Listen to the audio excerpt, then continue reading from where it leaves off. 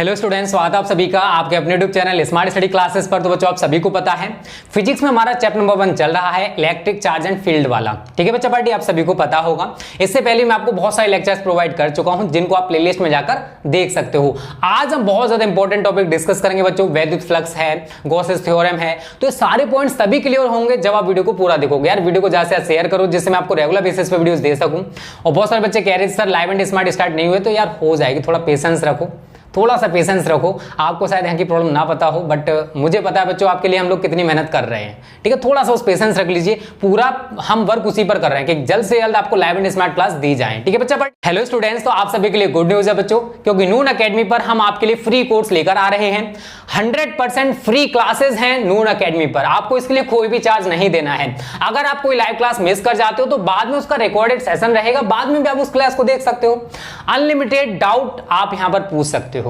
और जैसे आपका सेशन खत्म होगा बच्चों, उसके बाद आपको नोट्स दिए जाएंगे। ठीक है, जो भी हमने पढ़ा है उसका नोट्स भी आपको यहां पर मिलेगा। बहुत सारे एमसीक्यू क्वेश्चंस कराएंगे। तो यहां पर आप ये नहीं बच्चों यूपी बोर्ड 12th की तैयारी करोगे, नीट की भी तैयारी कर सकते हो, और भी बहुत सारे कंपटीशन हैं जिनकी तैयारी आप यहां से कर सकते हो, और वो भी 100% फ्री। तो उसके लिए बच्चों आपको क्या करना है, प्ले स्टोर से नून अकेडमी डाउनलोड करो, अपना रजिस्ट्रेशन करो, और वहां पर हमारा यूपी बोर्ड में जाकर हमारा जो कोर्स है उसे ज्वाइन कर लेना, हमारा जो ग्रुप है उसको ज्वाइन कर लेना। और ग्रुप्स की लिंक मैं आपको इस वीडियो के डिस्क्रिप्शन में भी दे दूंगा, वहां से भी आप ग्रुप्स को ज्वाइन कर सकते हो, चाहे आप 11th में हो या फिर 12th में हो। ओके स्टूडेंट्स, चलिए बच्चों, तो सबसे पहला हेडिंग आज का डाल लीजिए घन कोण। ठीक है, सारे पॉइंट्स बहुत अच्छे से क्लियर कराऊंगा, टेंशन मत लीजिए। सॉलिड एंगल, घन कोण को इंग्लिश में क्या कहते हैं बच्चा पार्टी, सॉलिड एंगल। ठीक है, तो यहां पर डेफिनेशन लिखिए, किसी गोलीय पृष्ठ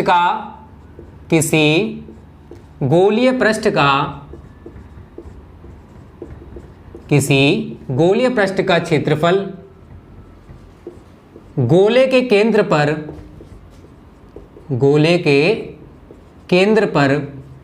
जितना कोण अंतरित को मतलब बनाना, गोले के केंद्र पर जितना कोण अंतरित करता है उसे उस पृष्ठ द्वारा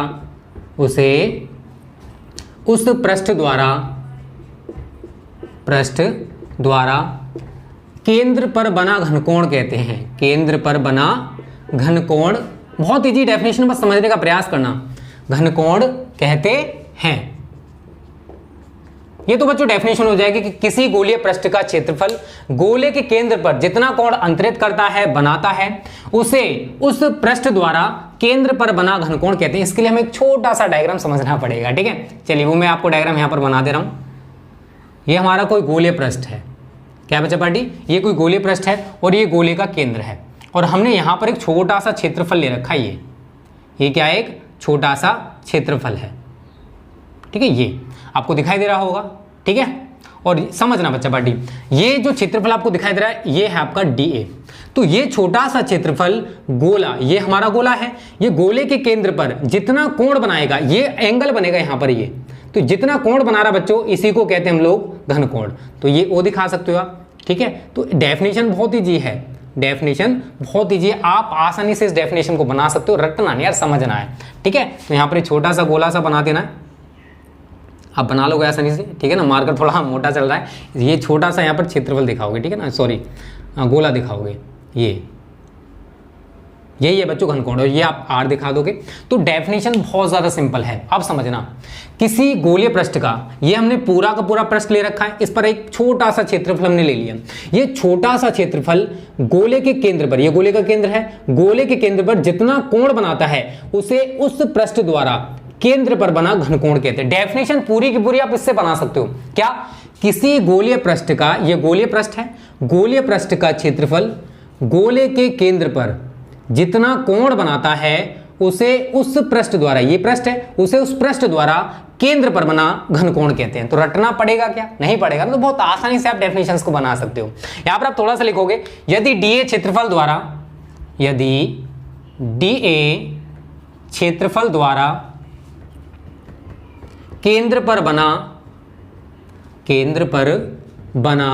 घनकोण d ओमेगा हो तो, कितना हो, डी ओमेगा। आप सभी देख रहे हो डायग्राम में कि जो डी ए क्षेत्रफल है, ये जो डी ए क्षेत्रफल है केंद्र पर कितना घनकोण बना रहा है बच्चा पार्टी, डी ओमेगा। कितना बना रहा है, डी ओमेगा। तो आप यहां पर लिखोगे डी ओमेगा बराबर D A upon are square.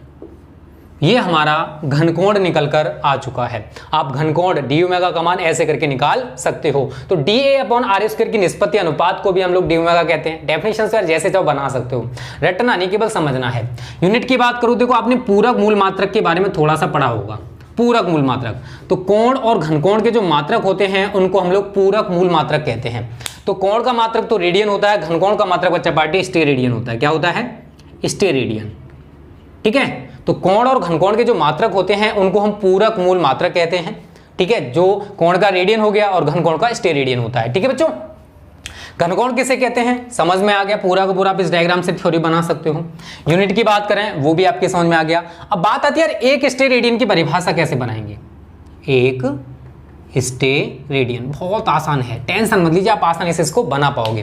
क्या करोगे, यदि डी ए बराबर आर स्क्वायर हो तो क्या करना आपको, डी ए को आर स्क्वायर के कुल करना है। इसलिए डी ओमेगा बराबर डी ए की जगह क्या लगा दोगे, R square upon are square बराबर एक स्टेरेडियन। एक स्टेरेडियन। अब बात आती है कि डेफिनेशन कैसे बनाएंगे, तो हमने बता दिया बहुत ईजी है। क्या बनाओगे, एक स्टेरेडियन वह घनकोण है जो त्रिज्या के वर्ग, आर क्या है, त्रिज्या है, जो त्रिज्या के वर्ग के बराबर क्षेत्रफल, त्रिज्या के वर्ग के बराबर क्षेत्रफल। डेफिनेशन आप आसानी से बना पाओगे। त्रिज्या के वर्ग के बराबर क्षेत्रफल केंद्र पर अंतरित करता है, केंद्र पर बनाता है। क्या बच्चा, एक स्टेरेडियन वह घनकोण है जो त्रिज्या के वर्ग के बराबर क्षेत्रफल केंद्र पर अंतरित करता है या केंद्र पर बनाता है। डेफिनेशन उसी तरीके से है, किसी गोलीय पृष्ठ का क्षेत्रफल गोले के केंद्र पर जितना कोण अंतरित करता है उसे उस पृष्ठ द्वारा केंद्र पर बना घनकोण कहते हैं।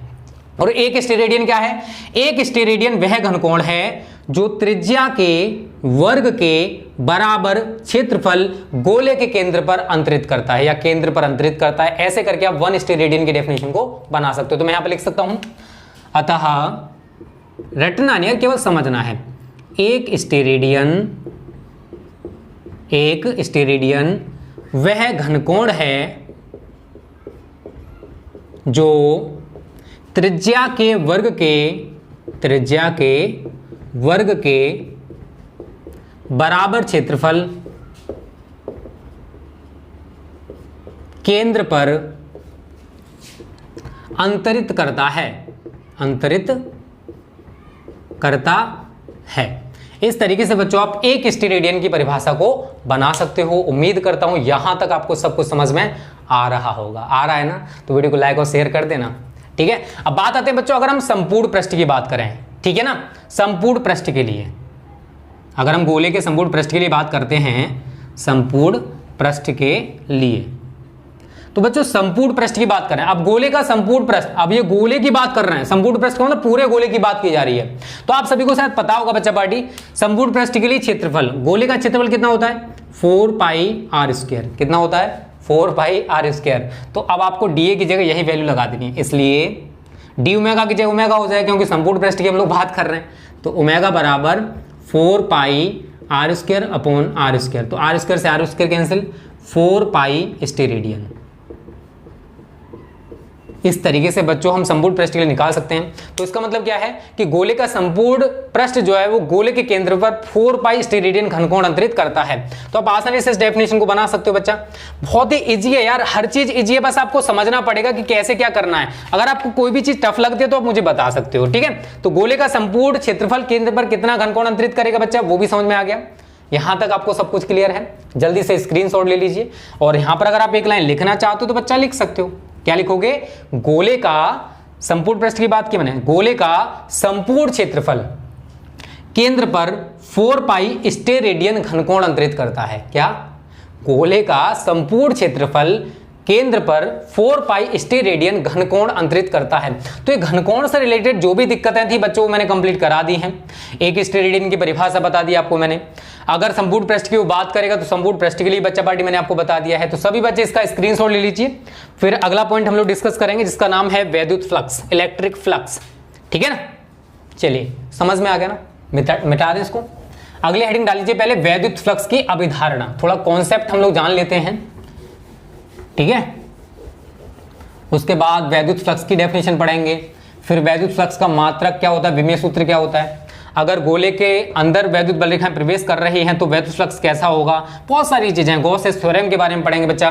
ठीक है, और कल जो वीडियो आएगी कल ही आएगी, टेंशन मत लीजिए, उसमें आपको पढ़ाऊंगा आवेश घनत्व के बारे में, रेखीय आवेश घनत्व, आवेश का पृष्ठ घनत्व, आवेश का आयतन घनत्व, वो सारी चीजें आपको पढ़ाई जाएंगी। और बच्चों आपके लिए गुड न्यूज है, नून अकेडमी पर हमने फ्री लाइव क्लासेस स्टार्ट कर दी हैं। जिन बच्चों को ना पता हो, इस वीडियो के डिस्क्रिप्शन में मैं ग्रुप की लिंक दे दूंगा, उसे ज्वाइन करके आप फ्री लाइव क्लासेस का फायदा उठा सकते हो। एकदम फ्री है, आपको कोई भी चार्ज वहां पर नहीं देना है।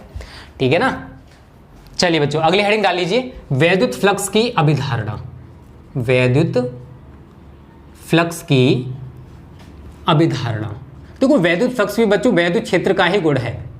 वैद्युत फ्लक्स क्या है, वैद्युत क्षेत्र का ही गुण होता है। तो यहां पर आप लिख लीजिए concept of electric flux, electric flux. ठीक है, ये आप हेडिंग सभी बच्चा पार्टी डाल लीजिए। तो एक लाइन तो आपको यही लिखनी है कि वैद्युत फ्लक्स वैद्युत क्षेत्र का गुण होता है और किसी वैद्युत क्षेत्र में किसी काल्पनिक पृष्ठ पर वैद्युत फ्लक्स, चलो मैं यहां लिख दे रहा हूं वैद्युत फ्लक्स, वहां से स्टार्ट करते हैं। वैद्युत फ्लक्स वैद्युत क्षेत्र का, वैद्युत क्षेत्र का गुण होता है, गुण होता है। तो वैद्युत फ्लक्स क्या है बच्चों, ये वैद्युत क्षेत्र का ही एक गुण है। अपने दिमाग में इस चीज को याद रखना है। तो और यहां लिखोगे किसी वैद्युत क्षेत्र में, किसी वैद्युत क्षेत्र में किसी काल्पनिक पृष्ठ पर। ठीक है ना, तो कोई वैद्युत क्षेत्र, किसी वैद्युत क्षेत्र की बात कर रहा हूं और वहां पर भी हमने कोई काल्पनिक पृष्ठ माना है। किसी काल्पनिक पृष्ठ पर, किसी काल्पनिक पृष्ठ पर वैद्युत फ्लक्स, वैद्युत फ्लक्स। हर चीज को समझो बच्चों, देखो हर चीज इजी है। हमने पहले क्या जाना कि जो वैद्युत फ्लक्स है बच्चों वो वैद्युत क्षेत्र का गुण होता है। एक चीज आपकी समझ में ये आ गई। उसके बाद हम लोग डेफिनेशन बना रहे हैं। क्या बना रहे हैं, डेफिनेशन बना रहे हैं। और बहुत इजी डेफिनेशन है, किसी वैद्युत क्षेत्र में किसी काल्पनिक पृष्ठ पर वैद्युत फ्लक्स, किसी काल्पनिक पृष्ठ पर वैद्युत फ्लक्स उस पृष्ठ से गुजरने वाली, उस पृष्ठ से गुजरने वाली, उस पृष्ठ से गुजरने वाली वैद्युत बल रेखाओं की, वैद्युत बल रेखाओं की संख्या की माप होती है, संख्या की माप होती है। इसे फाई ई से प्रदर्शित करते हैं। किससे, फाई ई से प्रदर्शित करते हैं। किससे, फाई ई से प्रदर्शित करते हैं। तो ये बच्चा डेफिनेशन है। एक बार फिर समझ लीजिए, मैं आपको थोड़ा सा एग्जाम्पल लेकर समझाता हूं। ये हमारा कोई किसी वैद्युत क्षेत्र में काल्पनिक पृष्ठ मान लो। अब इस काल्पनिक पृष्ठ से होकर बहुत सारी वैद्युत बल रेखाएं गुजर रही हैं। कितनी, बहुत सारी वैद्युत बल रेखाएं। तो जितनी वैद्युत बल रेखाएं इस काल्पनिक पृष्ठ से होकर गुजरेंगी उन्हीं की माप को, अगर 1000 गुजर रही हैं तो वैद्युत फ्लक्स 1000 हो जाएगा। उस टाइप से डेफिनेशन है बच्चा। किसी वैद्युत क्षेत्र में किसी काल्पनिक पृष्ठ पर वैद्युत फ्लक्स उस पृष्ठ से गुजरने वाली वैद्युत बल रेखाएं, ये जो गुजर रही है ना बच्चा पार्टी, ये हमारी वैद्युत बल रेखाएं हैं। ये आपको जो दिखाई दे रही हैं ये क्या है, हमारी वैद्युत बल रेखाएं हैं। तो किसी काल्पनिक पृष्ठ से होकर जितनी वैद्युत बल रेखाएं बच्चों गुजरेंगी उन्हीं की माप, ठीक है, वैद्युत बल रेखाओं की संख्या की माप जो है वो हमारी इलेक्ट्रिक फ्लक्स होती है। और इसको हम कैसे रिप्रेजेंट करते हैं, फाई ई से रिप्रेजेंट करते हैं, फाई ई से प्रदर्शित करते हैं। तो ये बच्चों कॉन्सेप्ट है इलेक्ट्रिक फ्लक्स का। अब पहली चीज आपकी समझ में आनी चाहिए कि इलेक्ट्रिक फ्लक्स जो है ये इलेक्ट्रिक फील्ड का ही एक प्रॉपर्टी है, गुण है। और इलेक्ट्रिक फ्लक्स होता क्या है, तो ये कॉन्सेप्ट बता रहा हूं मैं आपको, डेफिनेशन अभी बताने वाला हूं। किसी वैद्युत क्षेत्र में किसी काल्पनिक पृष्ठ पर, ये जो हमने पृष्ठ माना है बच्चों ये काल्पनिक है, हमने केवल कल्पना की है। किसी काल्पनिक पृष्ठ पर वैद्युत फ्लक्स उस पृष्ठ से गुजरने वाली वैद्युत बल रेखाओं की संख्या की माप होती है। तो जितनी वैद्युत बल रेखाएं इस पृष्ठ से होकर बच्चा पार्टी गुजरेंगी उसी को हम लोग इलेक्ट्रिक फ्लक्स कहते हैं। ठीक है, चलिए तो बेसिक था, इसको मिटा दे रहा हूं। अब वैद्युत फ्लक्स की डेफिनेशन बच्चों हम जानते हैं। ठीक है, वैद्युत फ्लक्स की डेफिनेशन हम लोग कैसे बनाएंगे, तो यहां पर हेडिंग डाल लीजिए, वैद्युत फ्लक्स की परिभाषा। वैद्युत फ्लक्स की परिभाषा इंग्लिश में लिखना चाहते हो लिख सकते हो, डेफिनेशन ऑफ इलेक्ट्रिक फ्लक्स। तो उसके लिए हम यहां पर एक पृष्ठ बनाएंगे बच्चों, सही तरह समझना है इसको थोड़ा सा। ठीक है, यहां से वैद्युत बल रेखा गुजर रही है, क्या गुजर रही है, वैद्युत बल रेखाएं। ऐसे करके आप यहां पर दिखा दोगे।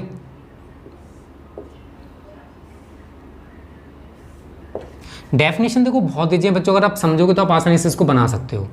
रटोगे तो रटने से कुछ नहीं होने वाला है। ये मैंने एक डायग्राम बना दिया है, किसके लिए बनाया है, इलेक्ट्रिक फ्लक्स के लिए बनाया है। किसके लिए, इलेक्ट्रिक फ्लक्स के लिए। ये तो संपूर्ण क्षेत्रफल हो जाएगा, समझना। चलो अब ये तो हमने पूरा पृष्ठ ले लिया, इसके अंदर हमने कोई छोटा सा पृष्ठ यहां पर ये ले लेते हैं। ठीक है, अब हमने यहां पर छोटा क्षेत्रफल ले लिया।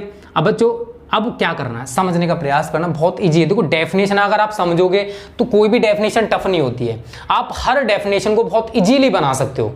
रटोगे तो वो चीज समझ में नहीं आने वाली है, अगर आप समझोगे तो आप आसानी से उसको बना पाओगे। ठीक है, तो यहां पर आप दिखाओगे ऐसे करके, ये जो दिखा रहा हूं बच्चों, ये डी ए वेक्टर है, मतलब ये जो पृष्ठ ले रखा है इसका क्षेत्रफल है, और ये जो है बच्चों ये हमारा क्षेत्रफल है, वो सॉरी वैद्युत क्षेत्र है, ई वेक्टर।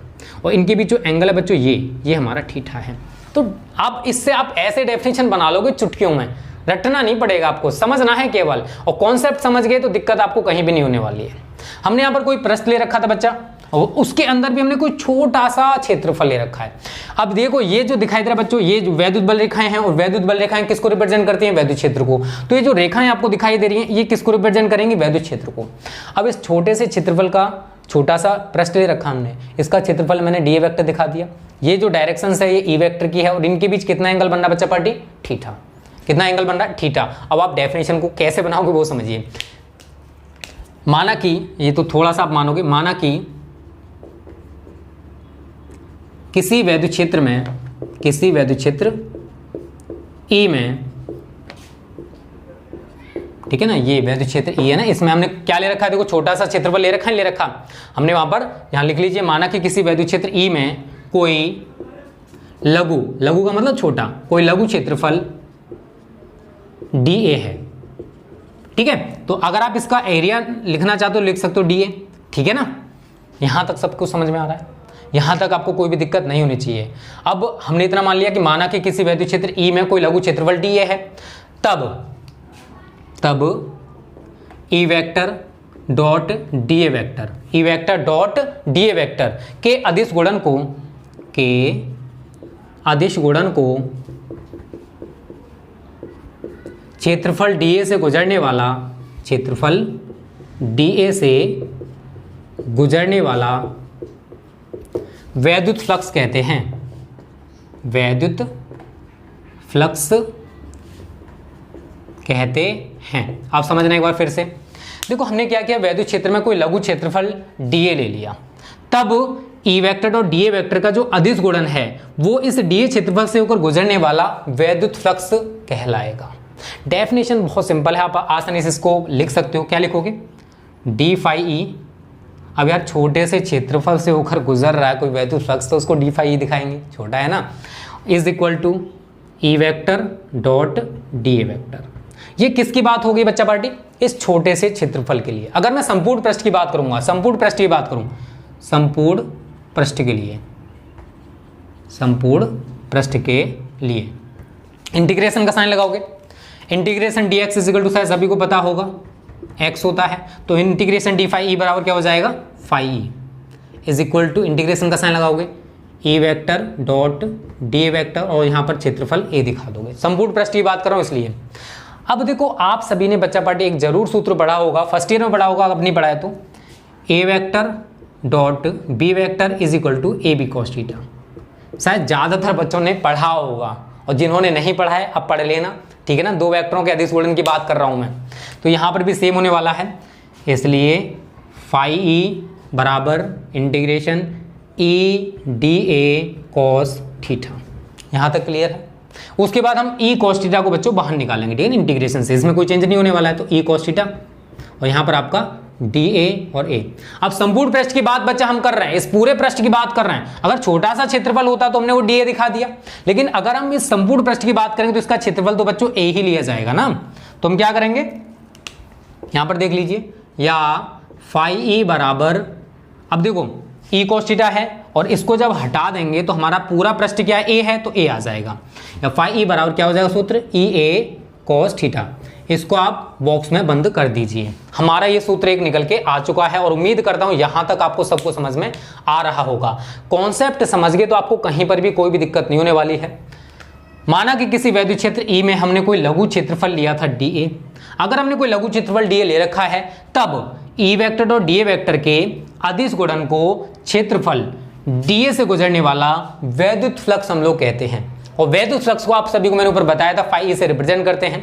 लेकिन अगर हम इस छोटे से क्षेत्रफल की बात करें तो यार वैद्युत फ्लक्स भी तो छोटा लिया जाएगा ना, तो मैंने यहाँ पर डी फाई ले लिया। डी फाई बराबर ई वेक्टर और डी ए वेक्टर। अगर मैं संपूर्ण पृष्ठ की बात करूंगा तो यहाँ पर मैंने संपूर्ण पृष्ठ के लिए पूरा का पूरा प्रोसेस कर दिया है। यहाँ तक आपको सबको समझ में आ गया होगा। अगर आ गया है तो स्क्रीनशॉट ले लीजिए। कोई भी डाउट है डिसलाइक मत करना, कमेंट करके बता देना, अगली वीडियो में फिर क्लियर करा दूंगा। टेंशन मत लो यार, सारी चीजें क्लियर होंगी, वो भी बहुत अच्छे तरीके से, ठीक है। स्क्रीनशॉट सभी ने ले लिया होगा। अब बच्चों वैद्युत फ्लक्स का थोड़ा सा हम लोग जानते हैं, इसके मात्रक के बारे में, इसके विमीय सूत्र के बारे में कैसे बनाना है। देखो रटोगे तो सारी चीजें समझ में नहीं आने वाली हैं। और मात्रक ये सारी चीजें ना सूत्र से ही बनाई जाती हैं, इतना आप सभी अपने दिमाग में फीड कर लीजिए। कोई भी चीज ऐसी नहीं है जिसे आप बना नहीं सकते हो, ठीक है। इसको मिटा दें, स्क्रीनशॉट सभी ने ले लिया होगा। अगली हेडिंग डाल लीजिए, वैद्युत फ्लक्स का मात्रक व विमा। और एक अदिश राशि है, इसको भी आप सभी को याद रखना है।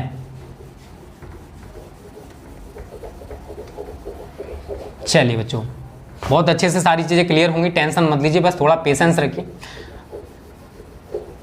और सिलेबस की टेंशन मत लीजिए। जैसी लाइव एंड स्मार्ट स्टार्ट होंगी ना तो बहुत अच्छे तरीके से आपको ज़्यादा बड़ी बड़ी वीडियोस हम लोग प्रोवाइड करेंगे, जिससे आपका सिलेबस भी अच्छे से कवर हो जाएगा, ठीक है। और अच्छे से कवर करना है तो नून अकेडमी पर हमें ज्वाइन कर लो, फ्री ग्रुप है, फ्री क्लासेज हैं, वो भी लाइव हैं। वहाँ पर अपनी सारी दिक्कतें लाइव पूछ सकते हो मेरे से। सुबह 8 बजे डेली बेसिस पे वहाँ पर क्लासेज होने लगी हैं बच्चों, ठीक है। चलिए अगली हेडिंग आप सभी ने डाल ली होगी, सभी ने, वैद्युत फ्लक्स का मात्रक व विमा।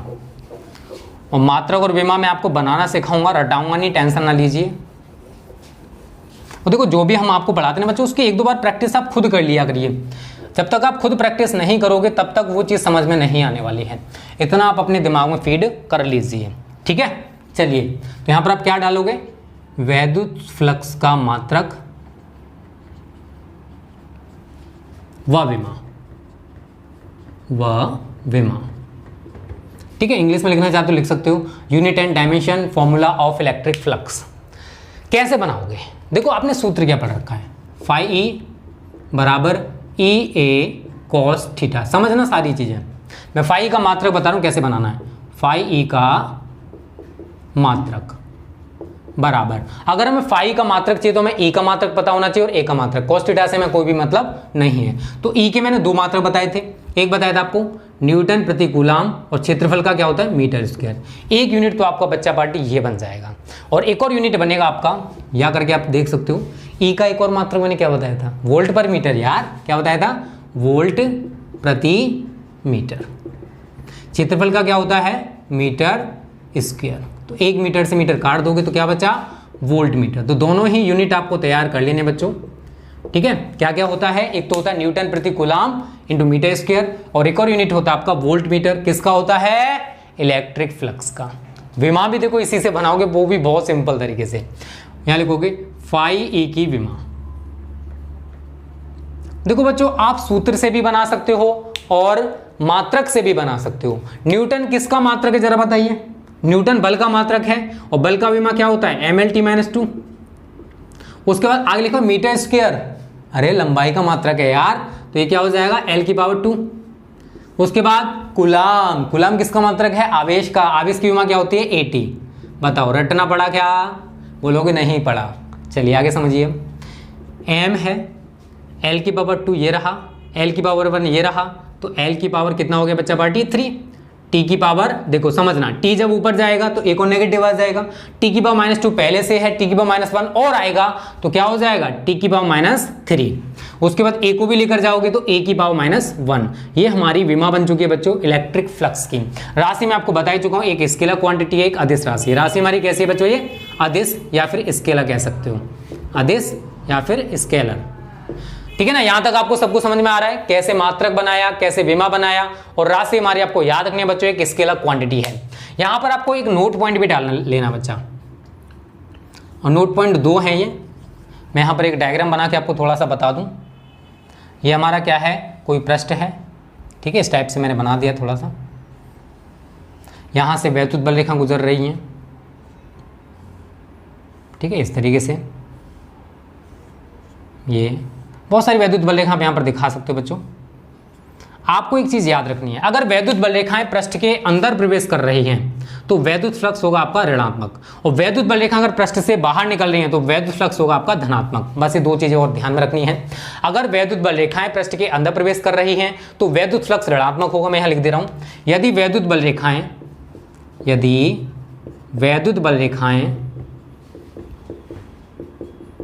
पृष्ठ के अंदर प्रवेश कर रही हैं, पृष्ठ के अंदर प्रवेश कर रही हैं, तो वैद्युत फ्लक्स ऋणात्मक होगा, ठीक है ना। जो मैंने डायग्राम में लिखा है वो मैंने यहाँ लिख दिया, क्योंकि वैद्युत बल रेखाएं पृष्ठ के अंदर प्रवेश कर रही हैं तो हमारा इलेक्ट्रिक फ्लक्स कैसा हो जाएगा, नेगेटिव हो जाएगा। इसके अपोजिट अगर चलें, यदि वैद्युत बल रेखाएं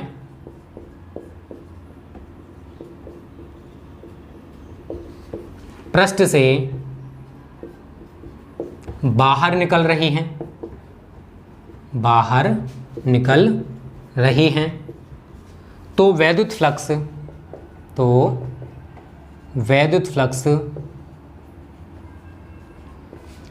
धनात्मक होगा। कैसा होगा, वैद्युत फ्लक्स धनात्मक होगा, ठीक है बच्चों। तो हमने क्या जाना, डायग्राम से आप ये दोनों पॉइंट्स बना सकते हो, यहां पर आपको रटना नहीं पड़ेगा। बहुत सारी चीजें हैं जो आपकी समझ में आ रही होंगी बच्चों, और कोई भी डाउट हो, अगर कोई भी दिक्कत है तो आप हमें कमेंट करके भी बता सकते हो। स्क्रीनशॉट आप सभी ने ले लिया, इसका नहीं लिया तो ले लो जल्दी से, ठीक है। अब जानते हैं गॉसेस थ्योरम के बारे में। गॉसेस थ्योरम भी पढ़ना बच्चों आपके लिए बहुत ज़्यादा जरूरी है। गॉसेस थ्योरम भी बोर्ड एग्जाम बहुत ज़्यादा पूछी जाती है, आप उसकी तैयारी अभी से करोगे तभी वो अच्छे से तैयार हो पाएगी, ठीक है। चलिए मिटा दे इसको, और इसका प्रूफ मैं आपको कल कराऊंगा गॉसेस थ्योरम का, ठीक है। डाल लीजिए सभी हेडिंग, गॉस की प्रमेय, गॉसेस थ्योरम।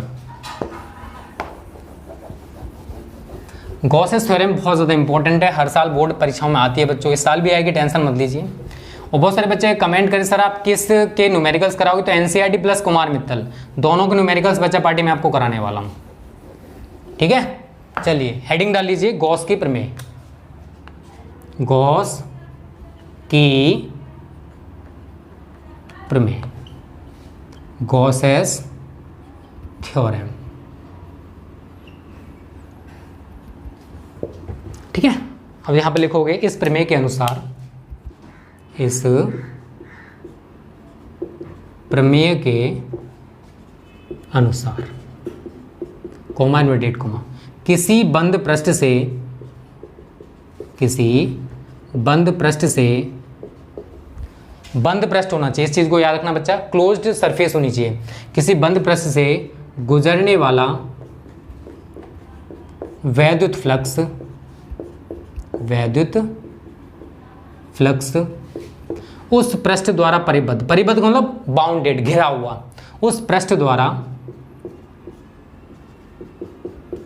परिबद्ध कुल आवेश Q, ठीक है, का 1/ε0 गुना होता है। ये बच्चों आपकी डेफिनेशन है गॉसेस थ्योरम की। तो कोई भी बंद पृष्ठ है, अगर क्लोज्ड सरफेस है, उस क्लोज्ड सरफेस से होकर जितना वैद्युत फ्लक्स है उस पृष्ठ द्वारा बाउंडेड, अगर हम कोई पृष्ठ की बात करें, ये हमारा कोई पृष्ठ हो गया जो कि चारों तरफ से क्लोज्ड है, इसके अंदर हमने कोई आवेश रख दिया Q, तो ये सराउंडेड है ये जो आवेश है इस गोलीय पृष्ठ के द्वारा सराउंडेड है, घिरा हुआ है, उस पृष्ठ द्वारा परिबद्ध कुल आवेश। अब ये जो आवेश है इस पृष्ठ के द्वारा परिबद्ध है, बाउंडेड है, Q का कितने गुना होता है 1/ε0। बहुत इजी डेफिनेशन है, क्या लिखोगे, अर्थात किसी बंद पृष्ठ से गुजरने वाला वैद्युत फ्लक्स। तो बच्चा पर डी क्या हो गया, φE इज इक्वल टू उस पृष्ठ द्वारा परिबद्ध कुल आवेश। कुल आवेश क्या है, Q का 1/ε0 गुना, या करके आप इसको क्या लिख लोगे, φE बराबर Q/ε0। इस तरीके से बच्चों ये है आपकी गॉसेस थ्योरम, जिसका प्रूफ मैं आपको कल कराने वाला हूं और कल ही आपको आवेश घनत्व भी पढ़ाऊंगा। सभी बच्चे इसका स्क्रीनशॉट ले लीजिए। यहां तक आपको सब कुछ क्लियर हो गया होगा। आज की वीडियो को बच्चों यहीं पर समाप्त करते हैं। उम्मीद करता हूं ये वीडियो आपको पसंद आई होगी, लगी अच्छी तो लाइक और शेयर कर देना। कोई भी डाउट है, किसी भी चीज में कोई दिक्कत है, कमेंट कर देना। रिप्लाई नहीं कर पाते उसके लिए सॉरी, कुछ टाइम बाद आपको रिप्लाई भी देखने को मिलेंगे। कोई भी दिक्कत है कमेंट कर दिया करो, बट यार डिसलाइक मत किया करो, बहुत ज़्यादा मेहनत करनी पड़ती है एक वीडियो को बनाने में। Okay students, thanks for watching this video.